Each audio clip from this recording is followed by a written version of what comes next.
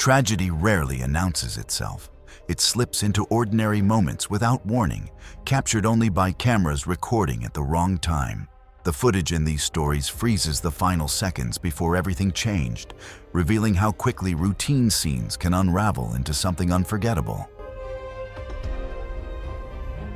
It was March 15, 2016, when 29-year-old Declan Rhodes decided to capture what he thought would be the perfect coastal photograph. Working as a junior graphic designer at a small marketing firm, Declan had developed a passion for landscape photography during weekends, often dragging along his close friend Nora Martinez, a 28-year-old barista known for her practical nature and cautious approach to outdoor adventures. The pair had driven 2 hours to reach the scenic bluffs overlooking the Pacific, where weathered sedimentary cliffs dropped dramatically into churning waters below. Recent winter storms had battered the coastline, leaving trail markers warning visitors to maintain at least 6 feet from any cliff edge. The markers, installed by the Mendocino County Parks Department, carried bright red unstable cliff labels added after recent storm damage reports. The crumbly shale formation showed obvious signs of recent erosion, with fresh breaks and loose debris scattered along the narrow overlook path. Nora had suggested they photograph the tide pools from a safer distance, but Declan was determined to get a wide-angle shot showcasing the dramatic meeting of land and sea. His smartphone was set to capture the broadest possible frame, and he had been adjusting his position repeatedly to find the perfect composition. Earlier that morning, he had retied his hiking boot after the lace worked loose, though the hasty knot appeared uneven. As coastal winds picked up beyond their typical strength, Declan moved closer to the fractured cliff lip, despite Nora's visible concern. The gusts were strong enough to require bracing, and loose gravel shifted underfoot with each step. When he finally positioned himself for the shot, his right boot found what appeared to be solid ground, but fine shale fragments reduced traction along the upper path. The critical moment came when a particularly strong gust pushed him sideways just as he was framing his photograph. His right foot skidded on loose stones, forcing him to shift weight to his left boot, which landed on a dust-coated slab of shale. The outer edge, already compromised by storm erosion, began giving way under the combined stress of his weight and unstable footing. Small blocks and pebbles cascaded downward as the lip started to shear away. Nora immediately stepped toward him, reaching out to guide him back to safety, but the sequence had already passed the point of recovery. The slab beneath Declan's left foot spalled and collapsed entirely, taking him with it in a sudden, devastating fall. The smartphone continued recording as it tumbled, capturing brief glimpses of the cliff face before striking rocks and settling face down. The audio picked up wind and distant surf, but nothing more. Technical rescue teams accessed the scene using anchored rope systems from above, while additional personnel staged at the shoreline below. The estimated fall distance was approximately 120 feet, and unstable ground conditions delayed rope team access for nearly 20 minutes. Declan was located at the base of the bluff and pronounced deceased. The medical examiner determined he had sustained fatal head and chest trauma consistent with a fall from a significant height, including severe skull fractures, multiple broken ribs, and internal injuries, causing rapid loss of consciousness. The investigation concluded the death was accidental, caused by strong winds, unstable shale geology, and edge erosion exacerbated by recent storms. The trail segment was immediately closed, and county officials later installed additional fencing and standoff barriers at all eroded overlooks along the coastal path. The case was officially closed with recommendations for enhanced trail maintenance and more prominent warning signage. It was September 8, 2018. The abandoned warehouse loomed against the gray sky like a monument to industrial decay.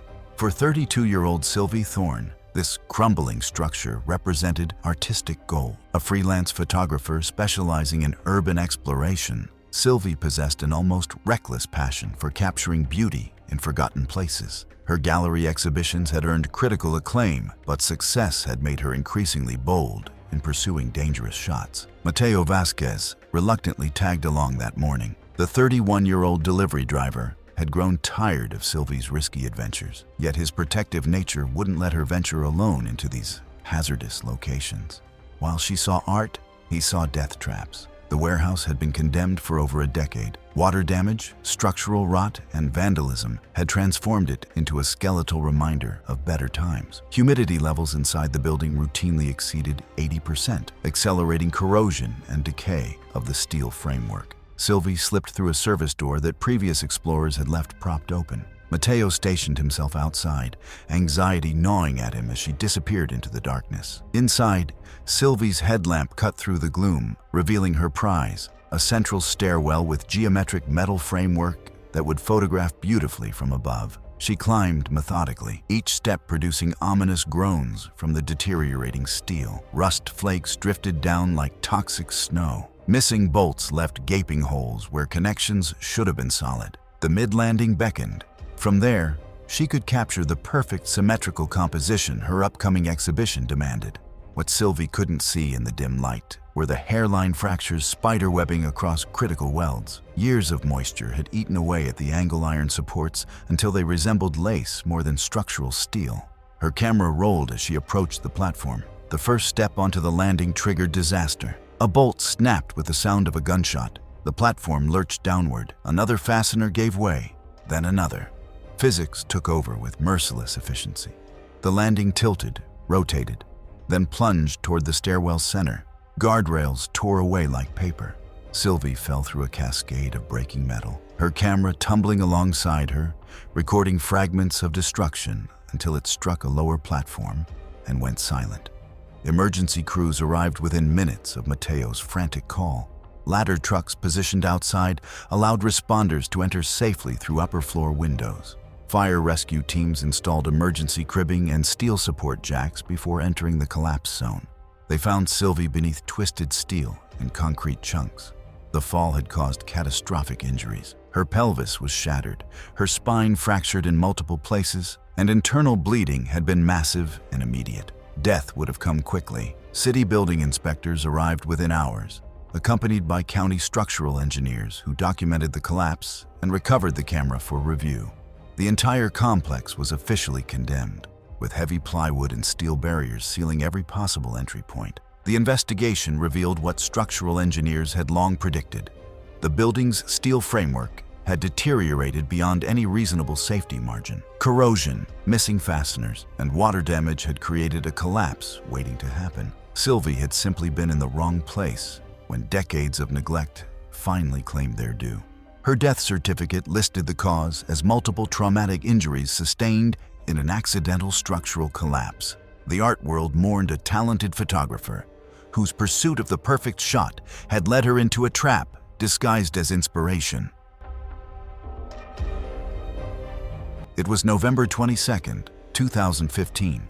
Rain hammered Highway 47 as darkness settled over rural farmland. Calvin Stone had worked in roadside assistance for 3 years, long enough to know wet pavement and impatient drivers made deadly combinations. At 41, the part-time technician helped stranded motorists, a job suiting his helpful nature and mechanical skills. The call came at 6:47 p.m. According to county dispatch logs, the report originated from a stranded 2012 Toyota Camry on Highway 47. A sedan had broken down near mile marker 23, where the shoulder narrowed at a concrete culvert. Calvin's dashboard camera began recording as he pulled behind the disabled vehicle, its hazard lights blinking through the downpour.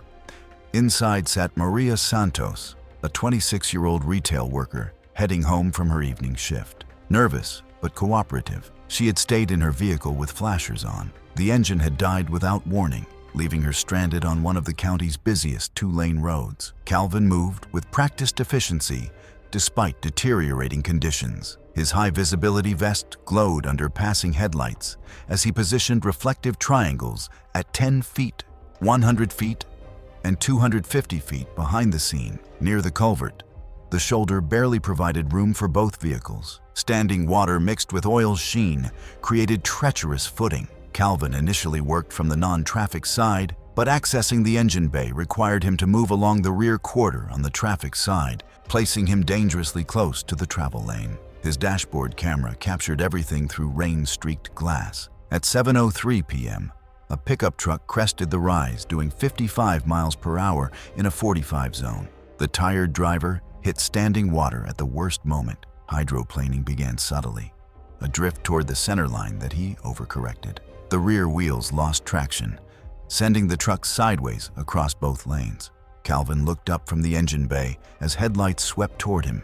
He raised his arm in desperate warning, but physics had taken control. The truck's momentum carried it across the fog line onto the narrow shoulder. Impact unfolded in seconds. The pickup clipped the sedan's rear quarter, spinning the disabled car. Calvin, caught between vehicles with nowhere to retreat, absorbed the collision's full force. Reflective triangles were later recovered up to 60 feet from their original placement, indicating the force of the collision. The dashboard camera shook as debris struck the windshield. Steam rose from crumpled hoods while hazard lights continued flashing, illuminating twisted metal and shattered glass. Emergency responders arrived within 12 minutes. County Fire Rescue Station 14 logged arrival at 7:15 p.m., initiating advanced life support immediately upon scene stabilization. Paramedics began advanced life support, but Calvin's injuries were beyond medical intervention. The impact had caused massive blunt force trauma to his chest and pelvis, with internal injuries proving rapidly fatal. The pickup driver, shaken but uninjured, cooperated fully with investigators. Dashcam footage from Calvin's service truck was preserved as primary evidence. Toxicology revealed no impairment, just a tragic combination of excessive speed, wet roads, and physics. Maria Santos suffered minor injuries, but survived. Highway Patrol reconstructed the accident. Skid marks, vehicle positions, and damage patterns told the story of a loss of control that could have been prevented by reduced speed. The inquiry determined that Calvin died in an unintentional incident when a car lost control due to wet road conditions and veered onto the roadside during poor weather. Following this tragedy, the county implemented improved warning signs for drivers to move over on Highway 47 and placed directional chevron indicators near the culvert section, modifications designed to safeguard roadside personnel from comparable accidents in the future. It was April 14, 2017, when the mountain river ran angry with snowmelt. Juniper Lane had paddled these waters dozens of times, but never like this. The 27-year-old environmental science graduate student possessed quiet confidence from years of whitewater. Her methodical risk assessment had kept her safe through countless Class 4 runs. Today would test every skill she'd learned. Spring runoff transformed the familiar river into something alien and violent. Flow gauges along the Upper Klamath recorded discharge at 3,420 cubic feet per second, roughly 40% above average. Discharge rates climbed well above seasonal averages as warm weather accelerated snowpack melt. The paddling club debated canceling, but conditions appeared manageable for experienced boaters. Juniper's helmet camera would capture what happened when nature proved them wrong. Erin Martinez led with characteristic precision. The 35-year-old teacher had organized river trips for over a decade, earning respect through meticulous safety protocols. She carried throw bags with polypropylene line and calm authority that kept panic at bay. The strainer appeared around the third bend like a wooden spider web. A massive pine had fallen during winter storms, creating the exact hazard every whitewater paddler feared. Its branches formed a deadly sieve that would trap anything the river pushed against it. Standard protocol called for hugging the opposite bank, staying far from the strainer while maintaining speed to punch through hydraulics below. Juniper had run similar obstacles before. Her spray skirt was adjusted, paddle angle checked, and rescue signals reviewed. Everything appeared routine except the water's unprecedented power. The helmet camera rolled as she peeled out and committed to the line. Current grabbed her kayak immediately, pulling toward the center channel where the main flow accelerated toward the fallen tree. She corrected with strong strokes, but the river had other plans. Her bow caught the primary current, pushing directly toward the strainer. The kayak yawed sideways despite her efforts. Water piled against her upstream edge as the boat contacted the debris field's outermost branches. Erin's first throw rope fell short, swept downstream by the current too fast for standard rescue techniques. The second attempt reached Juniper, but at an impossible extraction angle. Physics had taken control, pinning the kayak against the strainer with thousands of pounds of hydraulic pressure. Estimates later calculated pressure exceeding 1,000 pounds per square foot, making manual extraction impossible. Juniper tried pushing off with her paddle blade, but the current stripped it from her grasp, within seconds. The boat remained locked as water accelerated over her deck. Teammates initiated a bank-based rescue while someone called emergency services. 23 minutes after initial contact, responders reached the site and began coordinated extraction. Juniper was pinned against the strainer, partially submerged and unresponsive long before rescuers arrived. She was recovered downstream, but resuscitation attempts failed. The medical examiner cited drowning as the primary cause of death, with cold water shock listed as a contributing factor. Investigation revealed spring discharge rates exceeded normal parameters by 40%, creating hydraulic forces beyond typical rescue capabilities. The fallen tree was removed during low water the following autumn. Juniper's death prompted the paddling community to revise high water protocols, establishing discharge thresholds above which the section would be off-limits. Her helmet camera footage became part of safety training programs, demonstrating how routine situations become fatal when natural forces exceed human preparation. It was August 3, 2016. The communication tower pierced the morning sky like a steel needle, reaching 200 feet into cloudless blue. Beckett Vance had climbed hundreds of these structures during his 8-year career. At 34, he possessed steady nerves and meticulous attention to detail that kept him alive in one of America's deadliest professions. His reputation for safety was impeccable. Riley Bowers supervised from ground level with characteristic thoroughness. The 38-year-old site manager had worked tower construction for 15 years, building his career on zero-tolerance safety protocols and obsessive equipment checks. He trusted Beckett completely, but trust meant nothing when hardware failed at 200 feet. 2 cameras captured the morning's routine maintenance work. A co-worker's smartphone recorded from the base, while Beckett's helmet cam provided the climber's perspective. The job seemed straightforward. Antenna adjustments at approximately 200 feet, standard work for a crew that had performed similar tasks dozens of times. Beckett ascended using regulation fall protection, a vertical cable lifeline with an automatic cable grab device, plus twin-leg energy-absorbing lanyards for 100% tie-off during transitions. Every piece of equipment had passed recent inspections. Inspection logs showed all harnesses and connectors certified within the prior 30 days, meeting ANSI ZEED 359 standards. Every procedure followed industry standards. The morning progressed without incident until Beckett reached the critical transition point. Standard protocol required verbal confirmation of each attachment, ensuring continuous connection during lanyard transfers. The helmet camera recorded his methodical approach to the antenna platform. What the helmet camera could not capture was a critical installation error on the vertical lifeline. The cable grab device had been mounted upside down by a previous crew, a configuration that caused it to slide instead of locking under sudden load. The first lanyard hook appeared to seat properly on the platform rung, but a weakened gate spring prevented full closure. The connection looked secure from Beckett's perspective, but the hook carried only partial engagement. When he transferred weight during transition, physics revealed the fatal flaw. The misaligned connection slipped free under load. The secondary lanyard, compromised by the same incomplete gate closure, failed under side loading because the gate had not fully closed. Beckett fell past the platform as his cable grab device slid down the misinstalled lifeline, failing to arrest his descent until he had dropped nearly 40 feet. Fall arrest data later showed the grab finally engaged after approximately 37 feet of sliding, but not before Beckett struck the lower platform's metal cross-bracing, causing catastrophic trauma. The ground camera shook as co-workers rushed toward the tower base. The helmet cam recorded an empty sky and swaying guy wires before impact ended transmission. Emergency responders arrived within minutes. But Beckett's injuries were beyond medical intervention. The investigation revealed a cascade of small equipment failures that combined into catastrophic breakdown.